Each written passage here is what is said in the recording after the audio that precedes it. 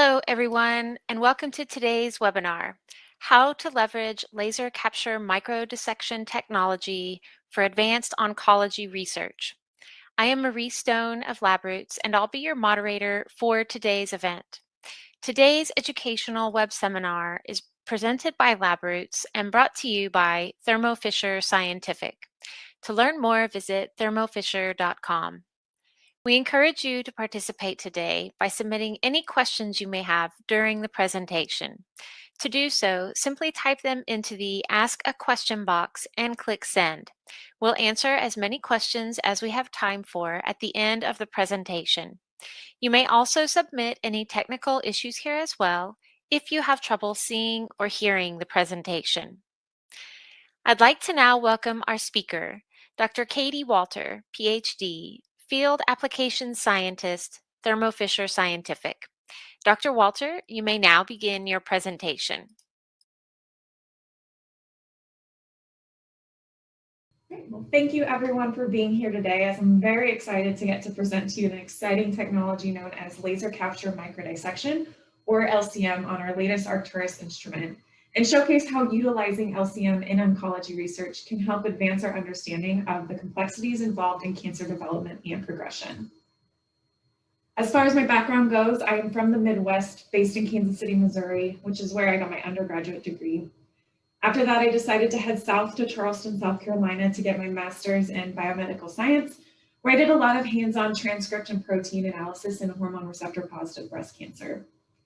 After that, rather than go to medical school like I had planned, I realized I did love research. So my next step was to get my PhD, which I did at the University of Kansas Medical Center here in Kansas City as a part of the KU Cancer Center, which just last month achieved comprehensive status. So a little shout out to them.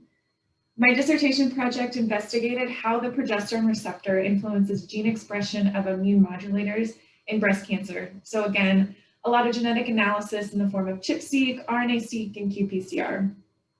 So this experience led me to Thermo Fisher after I graduated, where I've now been for over 2 years and am loving it. As a field application scientist, I cover our sequencing platforms, including our next generation platform, Ion Torrent, as well as our capillary electrophoresis instruments used for Sanger sequencing and fragment analysis. And then I cover LCM, which is, of course, the focus of our discussion today. So when I give presentations like this, I also like to give some non-science related background just for fun before we get into the nitty-gritty of this talk. So this is what I spend my free time doing. I have 2 office mates named Beacon and Ivy. You may very well hear during this presentation, so I apologize in advance. Chalk it up to the joys of remote work. My favorite job besides being a scientist is being an aunt to 3 of the coolest kids on this planet.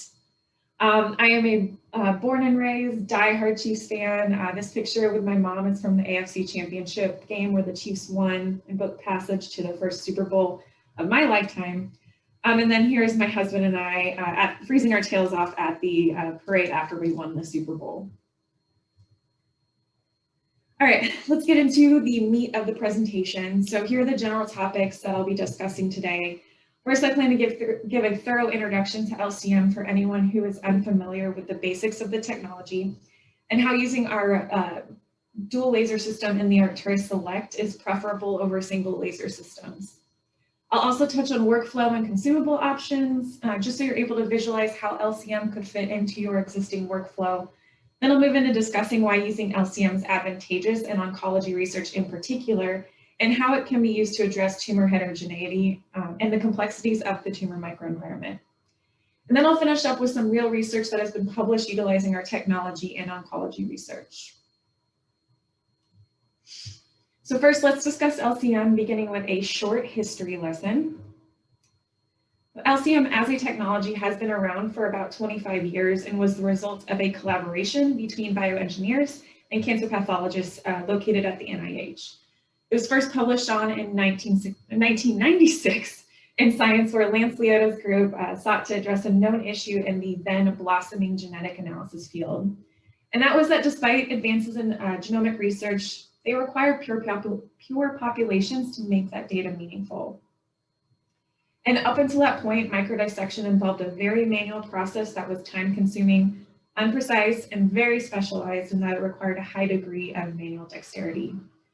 Basically, it was not efficient or economical enough to be a mainstay in their workflow. So they developed a technology that utilized a transparent film over their tissue slide and then used a focused pulse from an infrared laser to adhere the film to the tissue. That transfer film with the attached tissue was then used for DNA or RNA analysis. So these first LCM instruments were a makeshift microscope with an attached laser, but they were still able to show that they could dissect out tissue from fresh frozen samples, formalin-fixed paraffin-embedded samples, and cytology samples, and successfully isolate quality nucleic acids. So in this second paper in Science by that same group, they commercialized the instrument and made substantial improvements to the process by attaching the transfer film to caps that can be precisely placed on the tissue by a mechanical arm. This commercialized instrument was the start of the Arcturus company, and the LCM patent was licensed to Arcturus in 1996. And since then, there are various instruments that have been released, beginning with the Pixel, which then moved on to the AutoPix, followed by the Veritas. The release of the Arcturus XT instrument happened in 2007, which was then improved upon with this release in 2012. So since then, the Arcturus product line had been fairly quiet until last year when we launched our brand new streamlined laser capture microdissection instrument, the Arcturus Select. And here I want to highlight specific features of the Arcturus Select. So as you can see, the instrument, or the footprint of the instrument and the monitor, is minimized in this newest model when you compare it to some of our older instruments. And this reduction in space required partly comes from the fact that the instrument itself houses an onboard computer with a Windows 10 operating system. You'll see this Ultra HD monitor, which functions as a display for that onboard computer system. This monitor is a touchscreen that works with the provided stylus to make up marking areas of interest that much easier. And the trackball makes it quick and easy to maneuver around the tissue slide. And then of course you have the option to use traditional mouse and keyboard. And I just want to add that all these accessories are included with the instrument. So as for the instrument itself, it has a 2x, 4x, 10x, 20x, 40x, and 60x objective.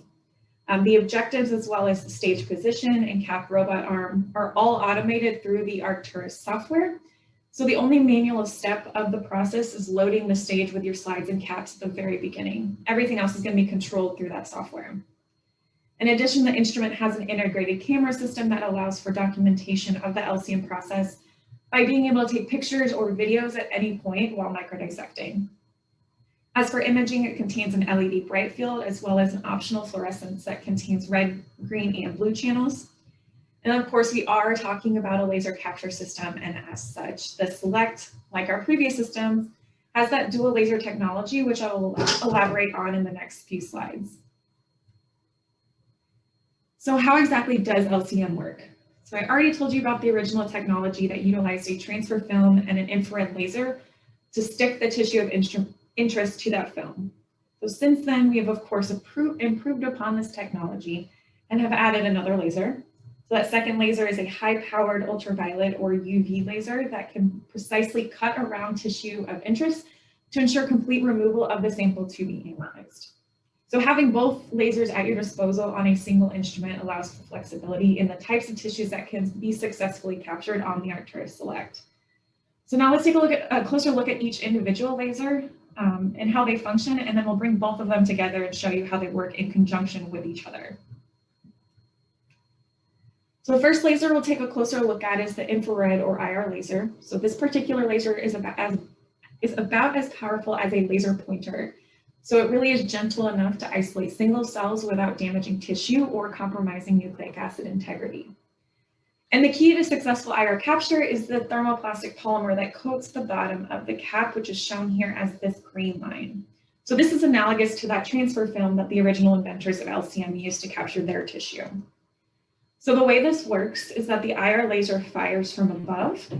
The polymer on the cap absorbs that energy, which causes it to predictably distend down towards your tissue, where it will adhere to the cells of interest. Then when the cap is lifted with the automated cap arm, the tissue is stuck to the cap and is completely removed from the slide. So you can think of this polymer as almost a selective scotch tape that prevents that laser energy from directly contacting the sample. So here's a visual of how that polymer descends down to capture the tissue. So this is a scanning electron microscopy image showing a single cell capture. So you can see where the bottom of the cap would be, which is right here. So when that IR laser fires from above, this polymer is descending down toward the tissue and is able to pick up the cell of interest, so that when we lift the cap up off the tissue, we're left with our cell attached to that selective scotch tape. And depending on the type of cap used, the size of the cell that can be captured can be as little as 10 to 15 microns in diameter. A major benefit of using the IR laser is that it allows for single cell capture without damaging the morphology of the cells. And you can see that here in these LCM pictures of rat brain stained using our histogene staining kit. So in this case, the target of interest were these particular neurons shown here. After laser capture, we can see that we have full removal of these cells as they're no longer present in the original tissue. And when we look at the surface of the cap at the quality check station on the instrument, we can see that we do have the 4 cells captured onto the cap. And because the Select uses this cap polymer to capture cells, you never lose custody of your sample, and that can be documented throughout the process like we've shown here. Additionally, you'll notice that adjacent tissue, so the tissue that we do not want to capture, we're not impacted and the overall morphology is maintained. And that really is because that IR laser is so gentle. And so the final point I would like to make is that using only the IR laser functionality is only really ideal for single cell applications, but it can be used for bigger pieces of tissue if the tissue is soft and easily dissectable. All right, so next we have the UV laser, which is more the workhorse of microdissection. So it's fast, it's precise, and it's useful for cutting out large sections of tissue. So think a group of cells or specific blood vessel within the tissue, or normal tissue within a tumor cross-section. Really, the list can go on. It is also helpful for when you're trying to cut something hard like bone or something that loves to stick to a slide like connective tissue. And another use for the UV laser is you can use it to simply get rid of materials on a slide or to ablate a barrier around the tissue you actually want to collect.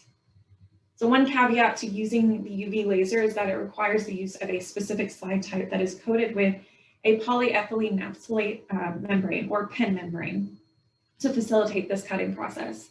And we offer a couple of different versions of pen membrane slides, and they can be used for mounting tissue like you would with standard glass slides. So there's really not much disruption to your normal workflow if you changed up the slide type. So whereas the IR laser fires from above to make that cap film sticky, the UV laser fires from below, where it cuts through the pen membrane, which is shown here as this blue line between the slide and the tissue. This cutting of the membrane releases the tissue and allows it to stick to the cap film. So just like when you use the IR laser only, you maintain custody of that sample as it stays on the bottom of this cap until you're ready to extract out your nucleic acid.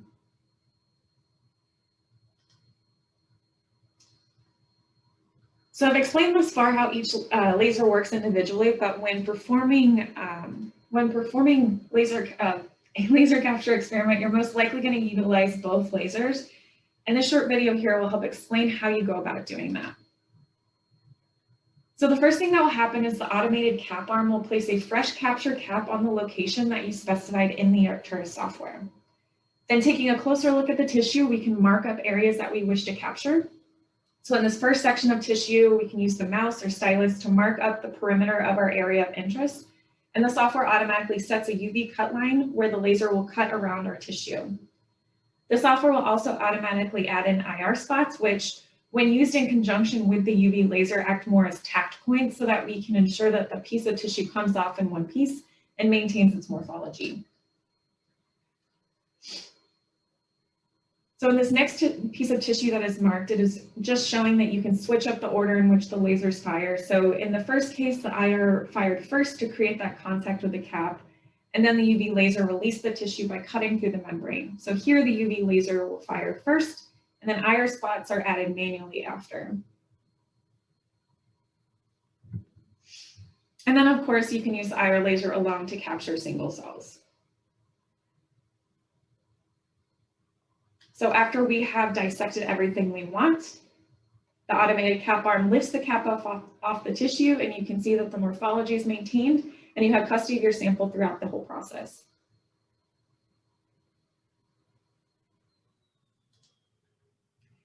So as I've already mentioned, the dual laser system adds that flexibility and that you can dissect out a variety of tissues and cell types. So to add to that flexibility of the system and the workflow as a whole, we have specific consumables available to meet your particular needs. So first, beginning with the caps themselves, we offer 3 different cap types. 2 are shown here, and then we'll talk about the third on the next slide. So here we have our macro and our micro caps. And the biggest distinction between the 2 is the type of tube that they will fit into. So the macro caps will fit directly into a 1/2 mil centrifuge tube, while the micro caps can fit into either a 1/2 mil or a 200 microliter microcentrifuge tube.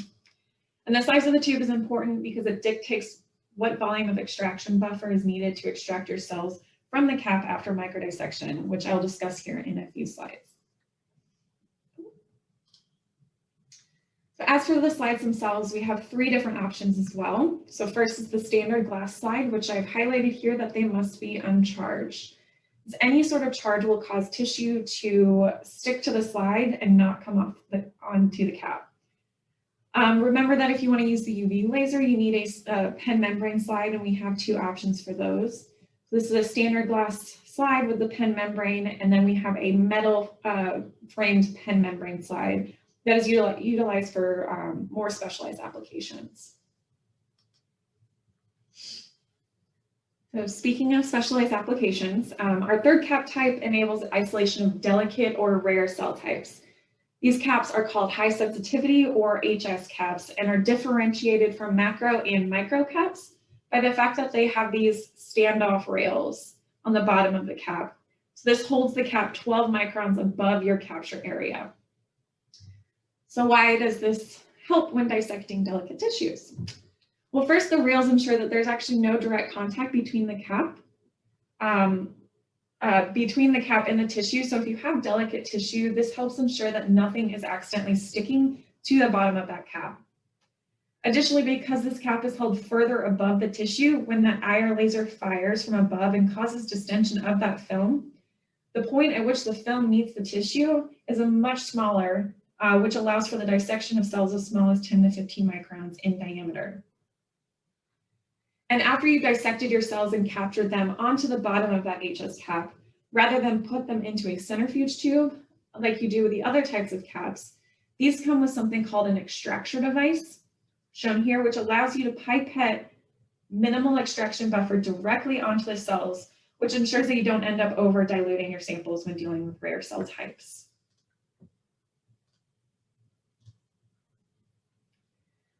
So how the 12 micron rails work can be difficult to visualize.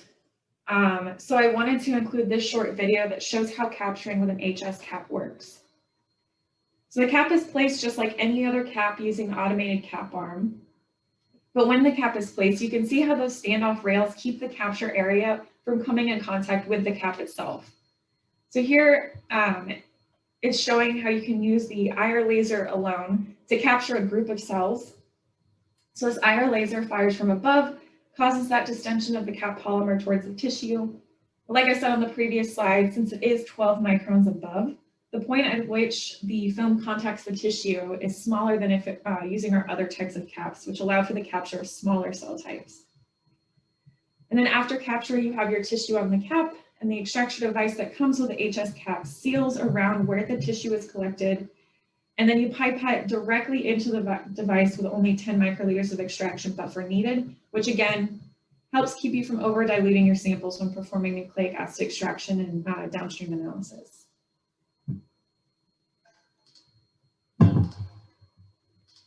So last video showed how extraction works with an HS cap. So I do also have one showing how it works with our other caps, fitting them directly into microcentrifuge tubes. So when it comes to extraction, we offer a variety of different kits that can be used to isolate out your nucleic acid of interest, including this Paradise line, which is specific to isolating RNA from formalin-fixed paraffin-embedded samples, which of course are more difficult to work with because of the complications fixation poses to RNA integrity. These kits are mostly column-based, with the exception of this MagMax kit, which is a magnetic bead-based kit, and you also have the flexible of utilizing other extraction kits after you've dissociated your cells from the cap.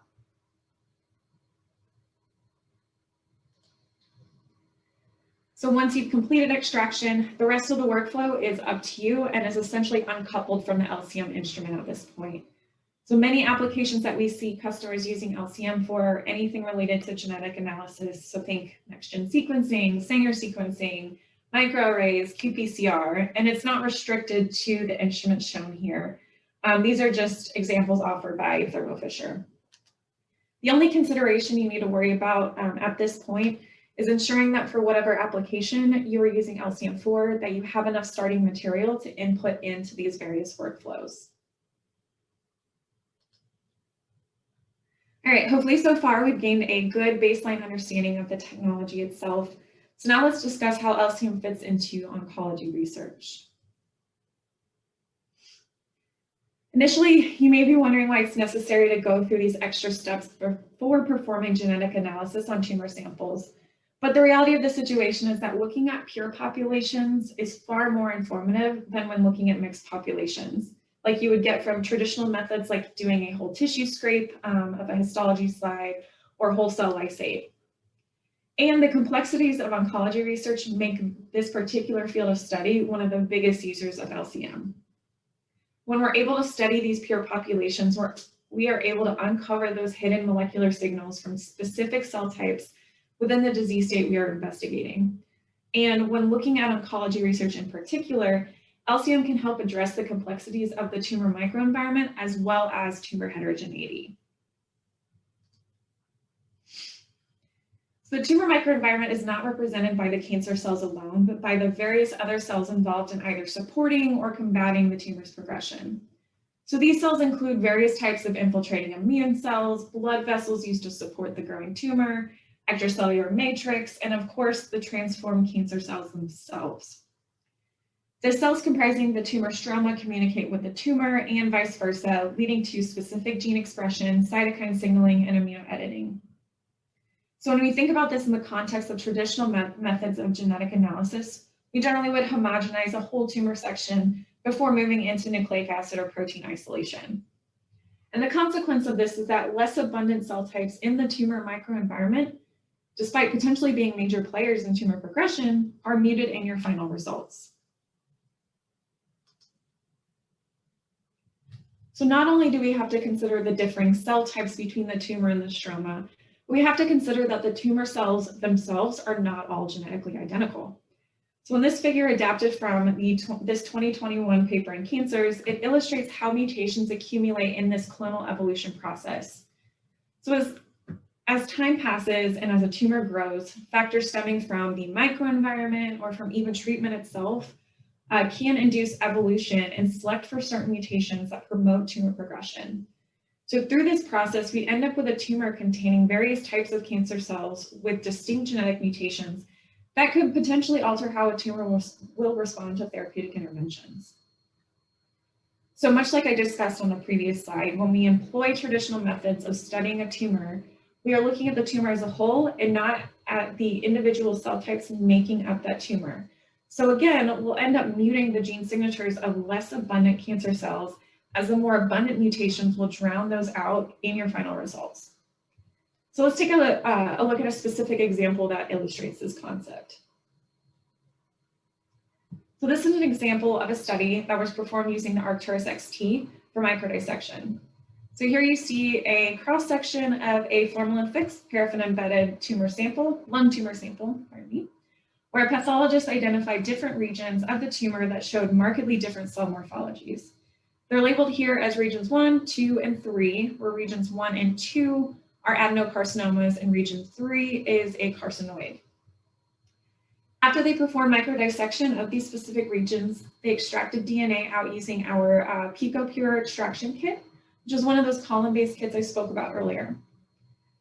And with that DNA, they used they performed next generation sequencing on one of our ion torrent systems, and they used 2 different AmpliSeq targeted sequencing panels. First, the colon and lung research panel, and then the Oncomine cancer research panel. So first, using the lung and colon cancer research panel, which is a targeted panel that interrogates 22 different genes known to be involved in disease progression. Using this panel, they found 2 different pathogenic alleles, one in KRAS and one in P53. And the abundance of each mutation is plotted here among the 3 different regions, as well as the whole tissue scrape, with the KRAS mutation shown in blue and then the P53 mutation shown in red. So when just looking at KRAS, you can see that expression varied among the 3 different regions, with the adenocarcinoma region, so regions 1 and 2, showing the highest rate of mutation versus the carcinoid region. So then when you look at the whole tissue scrape, it takes on what essentially would be the average between those 3 different regions. So you really lose the significant differences between these distinct tissue types. And we see a similar situation with P53, where abundance in region 2 is over double what is present in regions 1 and 3, as well as what is represented in the whole tissue scrape. So because the Oncomine Cancer Research Panel looks at more loci than the colon and lung cancer panel does, it revealed a much greater degree of heterogeneity throughout this particular tumor section. So in this particular sample, there were a total of 49 variants found, which are shown across the x-axis of this graphic. And the frequency of each allele among the 3 different pathological sections varied tremendously. So to illustrate this, the researchers plotted out the relative frequencies in this chart shown here, such that green bars pointing down indicate the frequency of that particular allele being below average, and then red bars pointing upward indicate a frequency higher than average. They then grouped them according to similar distribution patterns. So it's clear that there are distinct differences in expression of these alleles among the different sections when compared to each other, as well as the whole tissue scrape. And I've highlighted a few areas that really illustrate this difference. So this group of alleles on the left are at a much higher frequency in this carcinoid section when compared to the adenocarcinoma sections. But when looking at the whole tissue scrape, you can't tease out these differences anymore. Similarly, with the box on the right, region 2 has much higher frequency of these alleles, whereas regions 1 and 3 do not. And the whole tissue scrape ends up averaging out the frequency of these alleles. And finally, the chart to the right demonstrates how many more unique variants we were able to identify when we look at specific sections of the tumor using LCM versus looking at the tumor as a whole with using a traditional whole tissue scrape. And to hammer this home even more, they even use a custom RNA AmpliSeq panel to look at RNA expression of 53 different genes. So keep in mind that this is from formalin-fixed paraffin-embedded tissue, showing that quality RNA is attainable with our system, even from these difficult to sequence samples. So this heat map here is illustrating the changes in gene expression throughout our 3 different sections compared to the whole tissue scrape. And again, it's clear that precision genetic analysis is crucial in applications such as this, so that we can tease out these distinct differences, which in oncology research can mean a difference in diagnosis, treatment plan, and prognosis.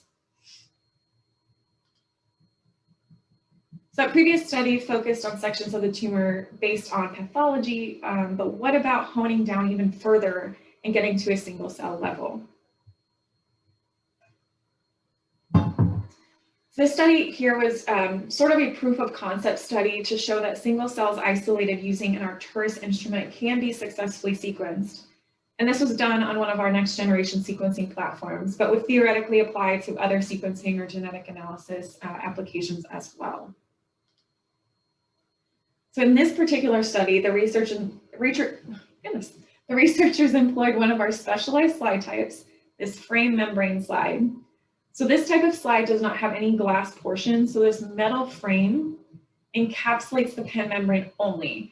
So it's almost like if you had saran wrap stretched across this metal frame.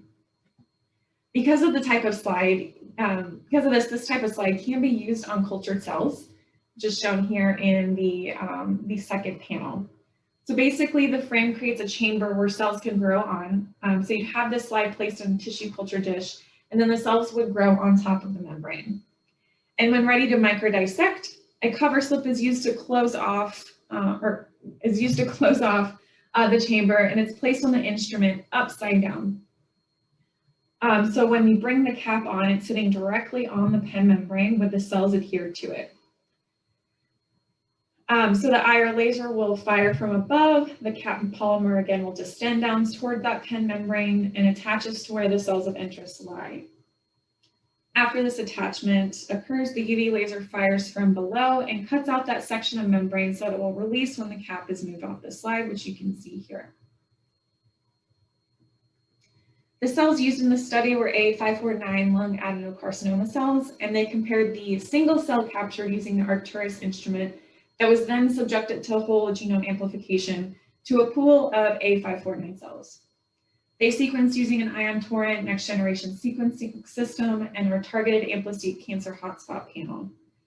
And when comparing the single cell and the pooled cells, they did observe a lower depth of coverage in some regions with the single cell type, which can be somewhat anticipated when using whole genome amplification, as you run the risk of partial amplification failure or random non-amplified regions and allele dropouts. So despite the weakness of this particular methodology, they were able to identify 11 variants in both the single cell and population of cells. There were 5 SNPs that varied, but maybe due to the low depth of coverage I mentioned because of that whole genome amplification method. Either way, this single cell study established it was indeed possible to get a large amount of data out of a very small sample. Like I've said multiple times throughout this presentation so far, the ability to sequence single cells in oncology research is imperative to address the complexities of the tumor microenvironment as well as tumor heterogeneity. So what's beneficial about using LCM versus other single cell methods is that you have the ability to utilize archival tissue, which is fairly common in cancer research, to have these large tissue banks with varying tumor types at your disposal. So in this study, they actually performed RNA sequencing on single cells isolated from mastectomy specimens that were exhibiting ductal carcinoma in situ, which is a type of early breast cancer that has not yet become invasive. So while the previous study used live cell culture for their single cell capture, these researchers isolated single cells from formalin-fixed paraffin-embedded tissue. So in this first figure shown here, you can see the original piece of tissue. The target cell is outlined in green, but I know it's difficult to see, so I added this area to help identify that particular cell. In panel B, you can see the tissue post-microdissection, where the cell is completely gone. And then in the inset, you can see the cell on the bottom of the cap. They also stained for a macrophage marker, CD163, shown here, and they isolated out stromal macrophages to compare genetic signatures among the 2 distinct cell types within that tumor microenvironment. So researchers in this study used a method that they coined as SMART3-seq to generate their cDNA libraries to be sequenced. So if you're interested in learning more about that particular protocol, I encourage you to go read this paper. But in short, they essentially build upon the template switching reverse transcription trick of SMART-seq and SMART-seq2 to generate their double-stranded cDNA from tiny amounts of polyadenylated RNA. Only in this method, they fragment prior to cDNA conversion rather than after, which just makes it more of a streamlined process than the previous protocols.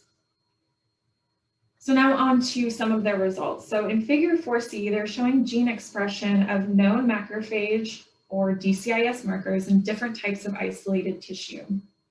So when you see a circle for the data point, it indicates that they're taking data from bulk processed tissue, which they define as 100 to 500 cells, whereas the triangles are from single cell isolation.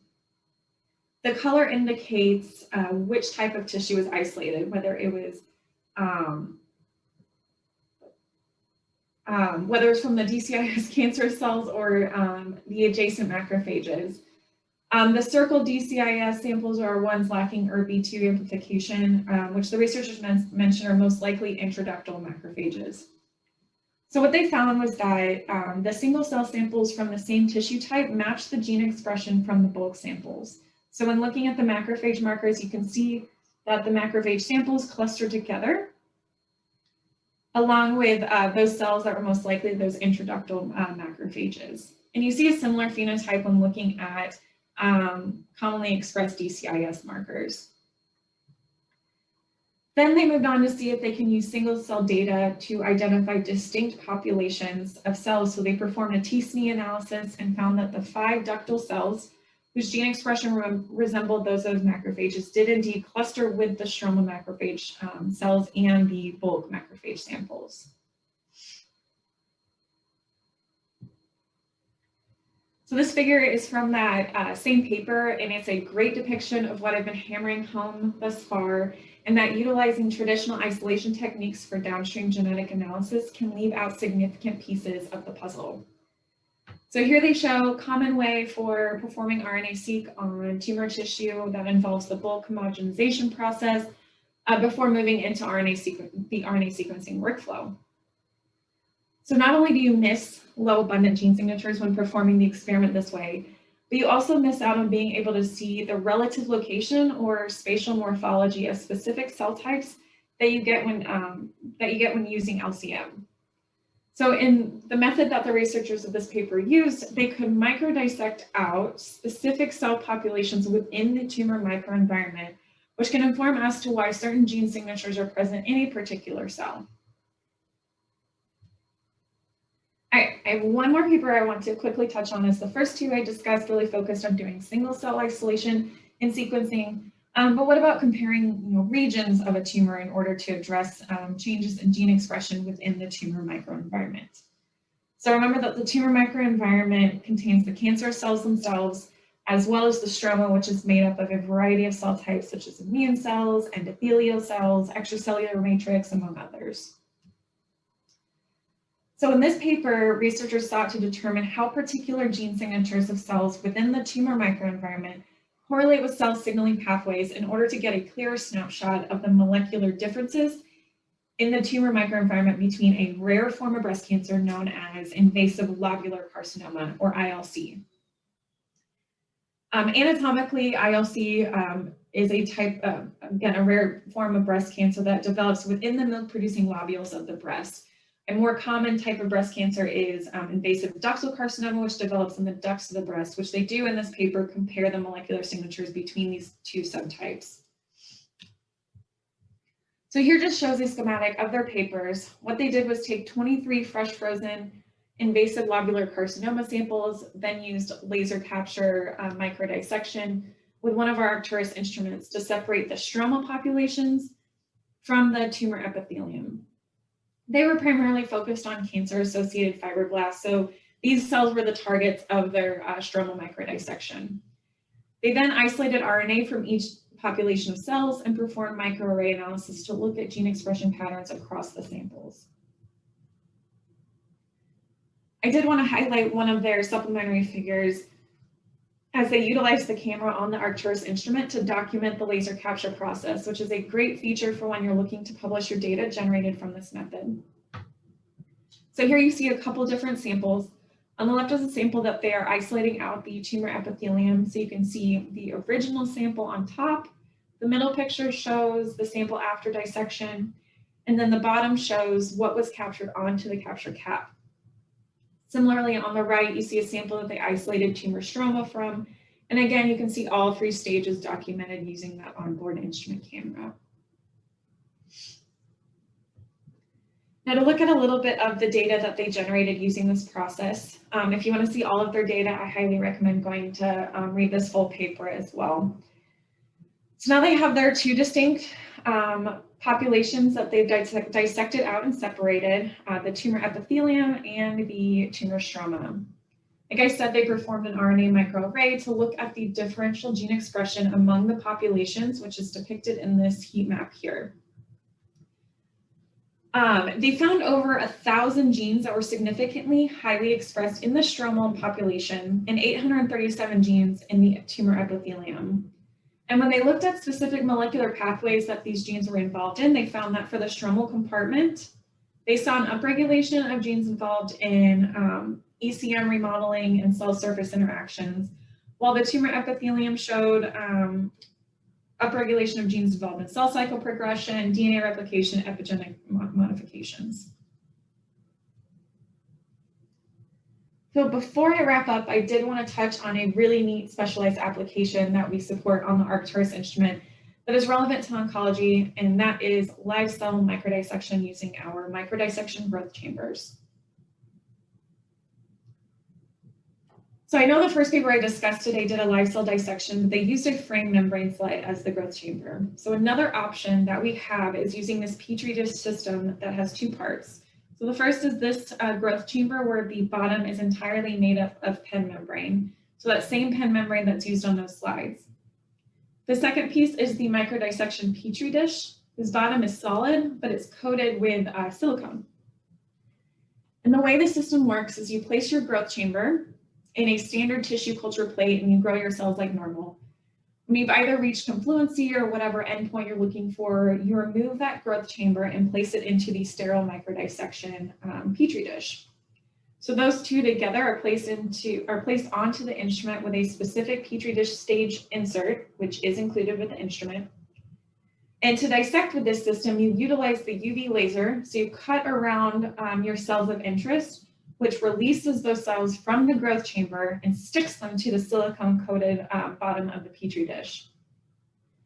So when you're finished and you separate out those two elements, you're left with two separate populations. The ones you dissected, which are now on the bottom of that Petri dish, and the ones that are left behind, which are still in the growth chamber. So from there, you can actually trypsinize and reculture either population of cells, and it does not affect nucleic acid viability as we show here. So this is an example that comes from one of our white papers showing cells that were microdissected using the system are able to be recultured, and even 48 hours post microdissection, we can still isolate out good quality RNA, as shown here by these bioanalyzer traces. As cell culture is such a vital tool in oncology research, as I know it was for me, this vastly opens the possibilities that LCM can be used for in your specific research workflow. And when it comes to documenting your microdissection process, we again make it very easy and straightforward to take pictures throughout using that built-in camera system. So you can see here we have a variety of tissues and stain types that can be microdissected, where a picture was taken prior to microdissection, which is this top row. Which I do want to add, you can actually take pictures that have your drawings overlaid on your tissue. So you can see where you've marked up cells that you're interested in microdissecting. Then you can show the tissue after microdissection to demonstrate what was actually picked up. And then of course, with the quality control station on the instrument, you can take pictures of the bottom of the caps themselves to show the cells that were indeed microdissected. You also have the flexibility to document using video, if that's something you need for publication or maybe teaching purposes. All right, so wrapping up with a brief summary of what I've covered today. First, we discussed the LCM technology using the Arcturus Select, which with its dual laser capability allows for the flexibility of types of tissues that can be microdissected. You can do hard tissue like bone, soft, delicate tissue. They're both doable with this type of system. We also add flexibility to the workflow through our various types of caps and slides so that we can meet your specific experimental needs. We also, of course, heavily focused on how LCM can be used specifically in oncology research, as it's a great way to tease apart differences within the tumor, whether you're addressing tumor heterogeneity, tumor microenvironment, or both. And finally, at Thermo Fisher, we're able to provide you with everything you might need for the workflow, from consumables, staining kits, extraction kits, and even genomic analysis instruments. And if you're looking for more LCM resources from us, you can visit the Laser Capture Microdissection section on our website at thermofisher.com, where you can get an overview of the Select system, introductions to the workflow, where to order consumables, and we even have a resource page specific to oncology research. I highly recommend taking a look around that page or reaching out to us for any specific questions you may have regarding your particular research applications.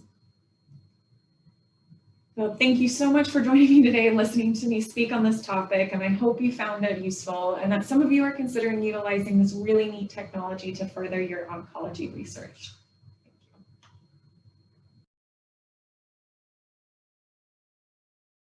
Thank you, Dr. Walter, for your informative presentation. We will now start the live Q&A portion of the webinar.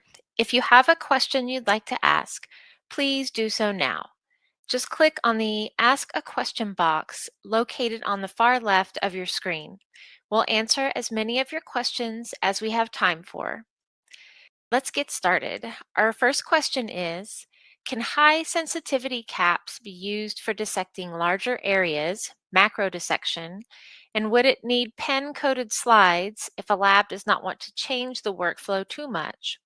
Also, is the extraction process flexible or PicoPure is the only downstream extraction method? Yep, so that is a great question. I'm going to kind of hit each one of those smaller questions within it. So the first one, can high sensitivity caps be used for dissecting larger areas? You can dissect as large as you can for that capture area on those caps. So those high sensitivity caps, because they have those rails, the actual capture area is going to be much smaller than if you're going to be using one of our macro or micro caps. So our macro and micro caps are around little over 4,000 microns wide, whereas the HS capture area is going to be roughly half. I'm blanking on the exact number, but it is going to be smaller. So when you're talking about macro dissection, that's going to be your limitation there. As far as needing the pen membrane coated slides, that's only necessary if you're using the UV laser for that. So if you wanted to try and dissect out just using the IR laser alone, like if you remember that video that showed how the HS caps, how those capture, that was actually showing an example of capturing with just the IR laser. So it is possible. And then the extraction process, it is also very flexible. So once you have those cells dissociated from that bottom of the cap, you can run it through any sort of DNA or RNA extraction method that you're looking at. The only consideration is going to be that you're going to be working with a very small sample type. So, you know, the bigger the extraction application, you may start to lose precious products. So that's the only thing you really need to think about in regards to that. But good question. All right, thank you. Our next question, can you use the histogene staining kit for pen membrane slides the same as you would for glass slides? Simple answer, yes, you can. So the histogene staining kit works for both glass as well as pen membrane slides. One of the benefits of using a pen membrane slide really doesn't alter your workflow too much. The mounting process is going to be fairly similar. Staining process is going to be similar. It just helps facilitate that cutting using that UV laser. So if you have any specific questions for your workflow in particular, I'm happy to talk to you, talk more specifics with you after this. All right, thank you. Next question. Does anyone use LCM for fish experiment? Thank you. That is a great question and one that I do not have the answer off the top of my head. I will contact you directly after this with more information regarding that. Apologies, I don't have the answer for you right now. Okay. All right, next question. How does LCM fit into an NGS workflow? Yep, so that's also a very good question. I'm a field application scientist for NGS as well, so I'm very familiar with both and how they fit together. So really, LCM is kind of just used as a sample prep, a really advanced sample prep, but you're just isolating out those specific cell populations or tissue types. And then once you have that material, you extract DNA out like you normally would in an NGS workflow, and then you can move through building your libraries and then sequencing, just like you would with cell lysate or whole tissue scrapes or any sort of sample material like that. So it fits very easily into the next gen sequencing workflow. All right. Next question. What makes the Arcturus different than other LCM systems?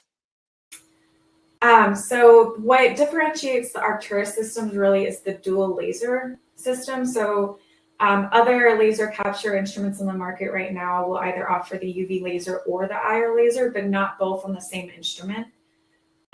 So that really aids in that flexibility in the types of tissue that you're able to microdissect. Additionally, the way that things are captured using the Arcturus instrument is a little bit different from other instruments out there, in that you really maintain custody of your sample the entire time. So once you capture, it's stuck on the bottom of that cap. So there's no movement of your tissue after that until you're ready to extract it. So that's another really big advantage of using the Arcturus system versus others. Great, thank you. Next question.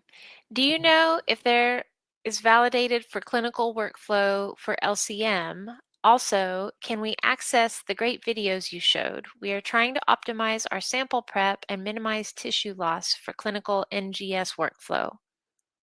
As far as having a validated workflow from us specifically, we do not. So this is a research use only instrument at the moment. So if when we're looking at actually doing clinical validations, that's something that I would have to check if we're able to help with consulting or anything along those lines. But we can definitely discuss this a little bit more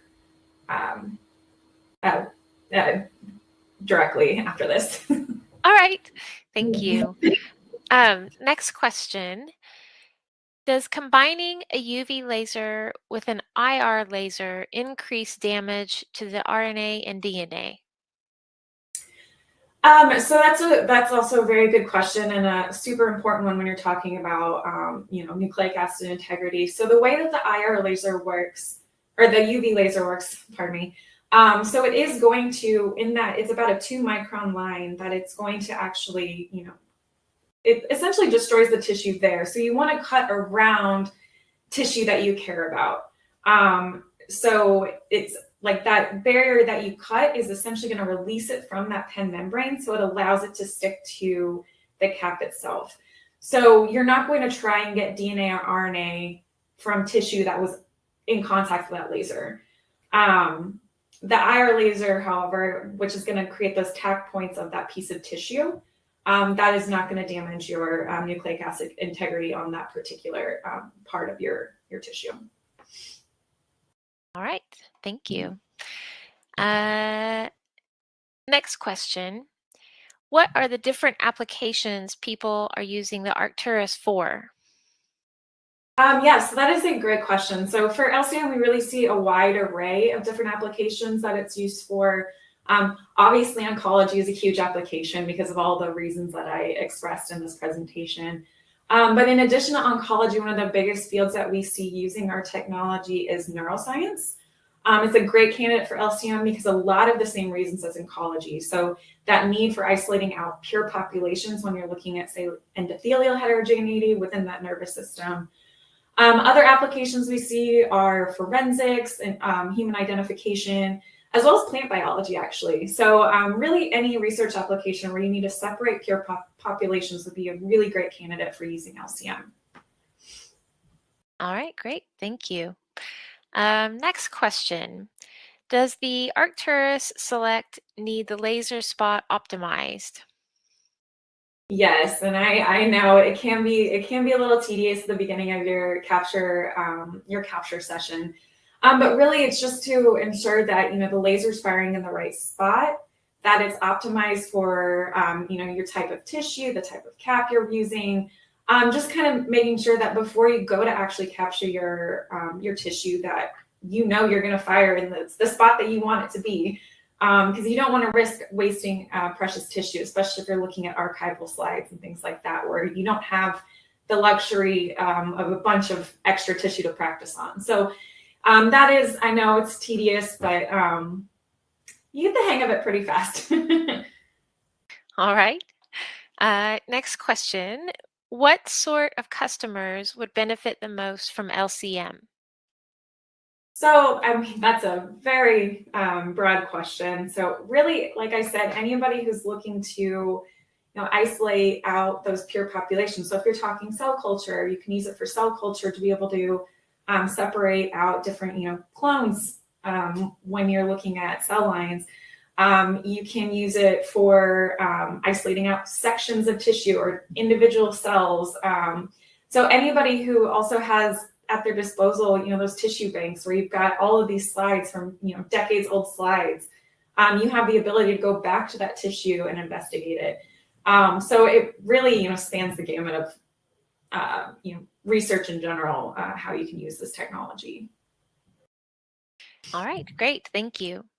Next question, are customers using LCM in different types of workflow like PCR? Yes, absolutely. So a lot of our downstream applications that people are using it for are going to be looking at genetic analysis. So whether you're doing qPCR looking at more targeted gene expression, or if you're doing more of a almost fishing expedition with next-gen sequencing or Sanger sequencing, it really is a great sample prep option to feed into all of those genetic analysis platforms. And you're not restricted to using our platforms as well. So you have the freedom to be able to use LCM for your existing workflows. Great. Next question, your email. What is your email if people would like to contact you with questions? Yes, and I apologize I did not put that on the final slide. That was a regret I realized after I'd already done it. So my email is just going to be my name, Katherine.Walter. If you're looking for that spelling, it's on the original Lab Roots link. So Katherine.Walter@thermofisher.com. So feel free to reach out. Any questions you might have. If you have any, sales specific questions, I can get you in contact with the right people as well.